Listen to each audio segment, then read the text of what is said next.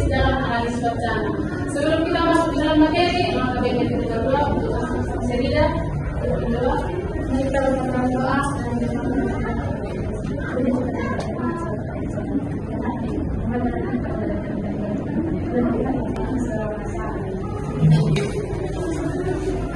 Siapa di sini yang sudah mengetahui apa itu literasi kritis? Baik. Di era kita saat ini, kita tidak hanya dituntut untuk membaca dan memahami teks, tetapi kita juga harus mampu mengetahui apa isi teks, tujuan dan dampak dari teks. Jadi, literasi kritis itu adalah kemampuan untuk menganalisis suatu informasi secara mendalam dan menganalisis makna tersembunyi, mengkritisi isi teks, dan mengaitkan teks dengan konteks sosial, budaya, dan kekuasaan. Baik, literasi kritis juga mempunyai tujuan. Yang pertama itu meningkatkan kemampuan berpikir kritis, yang kedua menghindari hoax dan manipulasi, yang ketiga memahami ideologi atau kepentingan di balik teks, yang terakhir menjadi pembaca yang aktif dan kreatif. Jadi kita sebagai pembaca harus mampu mengetahui apa itu tujuan literasi kritis. Masuk untuk slide berikutnya, kita juga harus mengetahui apa manfaat literasi kritis. Yang pertama itu tidak mudah terpengaruh informasi hoax. Yang kedua, lebih bijak dalam mengambil keputusan. Dan yang terakhir, meningkatkan kemampuan berpikir kritis, analitis, membentuk sikap kritis dan mandiri.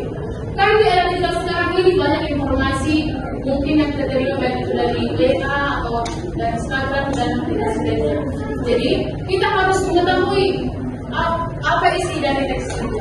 Karena kan dari informasi yang diberikan kita jadi tertipu dengan informasi tersebut.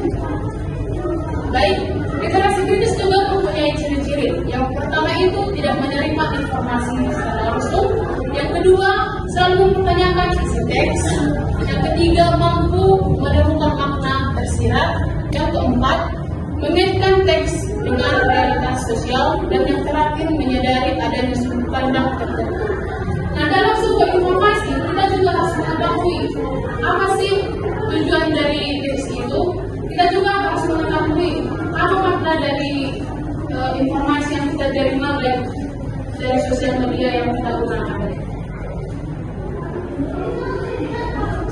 Literasi kritis juga mempunyai struktur literasi kritis. Yang pertama itu memahami teks, yang dimana memahami teks ini kita harus tahu isinya, topik, dan apa sih informasi utama dalam sebuah informasi tersebut. Yang kedua itu menganalisis teks. Kita harus menganalisis penggunaan bahasanya, gaya bahasa, dan struktur teksnya. Dan yang terakhir itu menafsirkan, mengevaluasi, dan merespon informasi. Jadi kita tidak boleh sembarangan langsung mengambil kesimpulan bahwa informasi itu sudah benar atau salah. Kita harus menganalisis apakah informasi itu benar atau akurat untuk kita ketahui. Nah, di sini Miss ingin bertanya kepada saudari Angel, apa sih hubungan analisis wacana dan literasi kritis dalam analisis wacana? Terima kasih atas kesempatannya. Jadi hubungan literasi kritis dan analisis wacana itu ada beberapa. Yang pertama itu mengkaji teks tidak hanya dari isi, tetapi juga dari tujuan dan kepentingan penulis. Yang kedua itu menemukan pesan tersirat dan bias. Yang ketiga memahami bagaimana bahasa bisa mempengaruhi cara berpikir pembaca. Jadi literasi kritis itu membantu kita menilai informasi secara kritis, sedangkan analisis wacana itu membantu kita memahami makna dan tujuan yang terkandung di dalam teks. Jadi keduanya membantu kita menjadi pembaca yang lebih cerdas dan tidak mudah terpengaruh oleh informasi. Oke, jawabannya sangat benar. Mari kita berikan fokus dari materi yang disampaikan tadi. Pasti kita ketahui literasi dalam menganalisis wacana itu pasti mempunyai kelebihan dan kekurangan. Yes. Untuk saudara Riolan, coba sebutkan menurut pendapatmu apa sih kelebihan dari literasi kritis? Terima kasih Miss untuk kesempatannya. Jadi kelebihan literasi kritis itu yang pertama, meningkatkan kemampuan berpikir kritis. Kita sebagai pembaca dapat menelaah teks yang kita baca untuk mencari tahu maksud yang dimaksud. Yang kedua, mengungkapkan makna tersembunyi. Yang ketiga, meningkatkan kesadaran sosial. Yang keempat, menghindari manipulasi informasi ataupun menghindari kita terpengaruh dengan berita yang tidak betul. Yang kelima, mengembangkan kemampuan argumentasi. Baik, mari kita berikan aplaus. Untuk Aldo, bisa sebutkan apa saja kekurangan dari literasi kritis? Ini untuk kekurangan literasi kritis yang pertama, memerlukan kemampuan analisis yang tinggi. Artinya, literasi kritis ini membantu seseorang untuk menjelaskan isi atau kebenaran suatu informasi. Yang kedua, membutuhkan waktu yang lebih lama.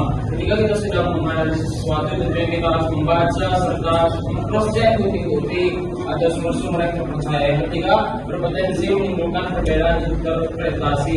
Artinya, setiap orang memiliki pengetahuan dan pengalaman yang berbeda sehingga orang-orang tersebut berbeda pandangannya terhadap penulis. Yang keempat, dapat menimbulkan sikap terlalu skeptis. Artinya, seorang lebih mengutamakan pemikirannya sendiri daripada pemikiran orang lain, sehingga dia merasakan curiga atau ragu terhadap jawaban seseorang tersebut. Yang kelima, memerlukan pengetahuan yang luas. Untuk mengetahui suatu informasi, tentunya kita harus memiliki atau mengetahui topik dasar yang akan kita bahas. Terima kasih. Baik, mari kita berikan aplaus.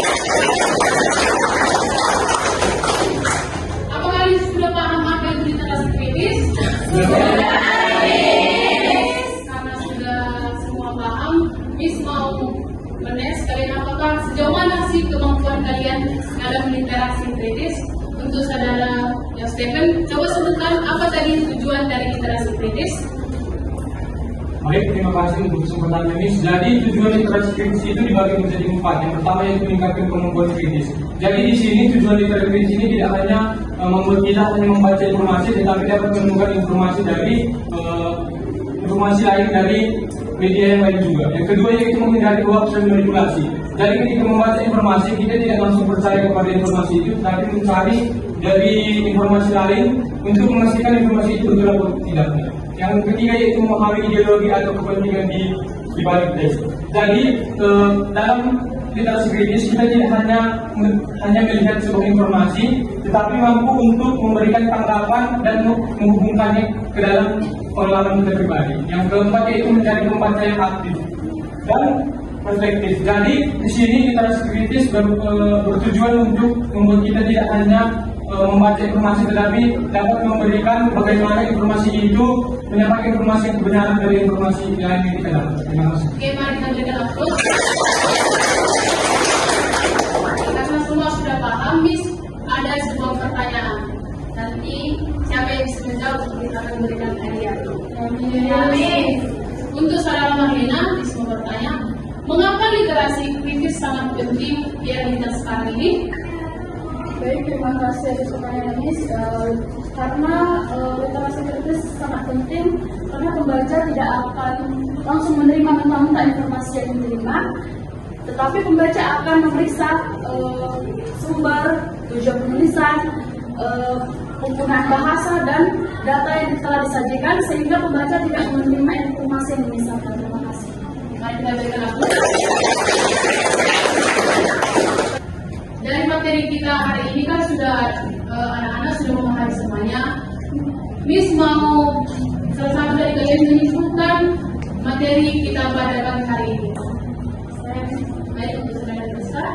Terima kasih. Jadi Miss, kesimpulan yang dapat saya buat dan saya simpulkan yaitu literasi kritis dalam menganalisis wacana sangat penting untuk menghadapi informasi di era digital. Dengan kemampuan ini, seseorang tidak hanya menjadi pembaca, tetapi juga penilai yang cerdas terhadap setiap informasi yang diterima. Baik, mari kita berikan aplaus. Sekian dari materi kita pada pagi hari ini. Sebelum kita menutupnya, marilah kita tutup dengan doa dari Ibu dan Putri. Untuk pembelajaran kita pada hari ini.